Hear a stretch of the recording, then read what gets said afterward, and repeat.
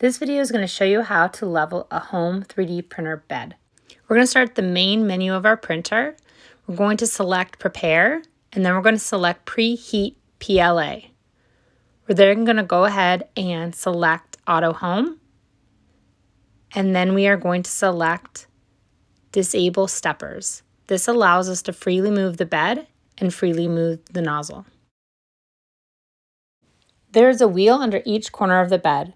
When the wheel is rotated left, that corner moves down. When the wheel is rotated right, that corner moves up. When we do this paper test, remember, right will make it tighten and left will make it loosen. We're now going to start our paper test, and we're going to start at one of the corners. We're going to put the paper underneath and slide the paper back and forth. What we're looking for is for it to kind of get caught when you're sliding it.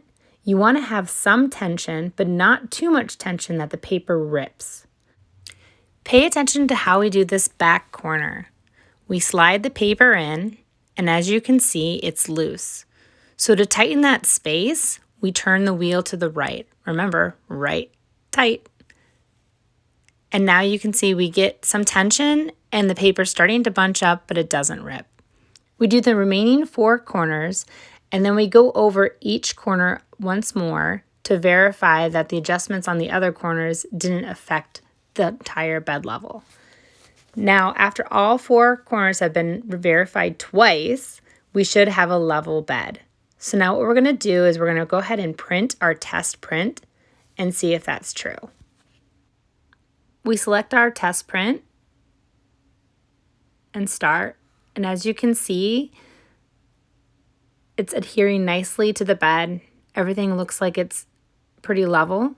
There's no lifts, there's no spots, there's no gaps. So I think that this particular leveling worked for us. If you see any issues, what you can do is go back through the steps and maybe level one of the corners if it's lifting up, and then restart your test print.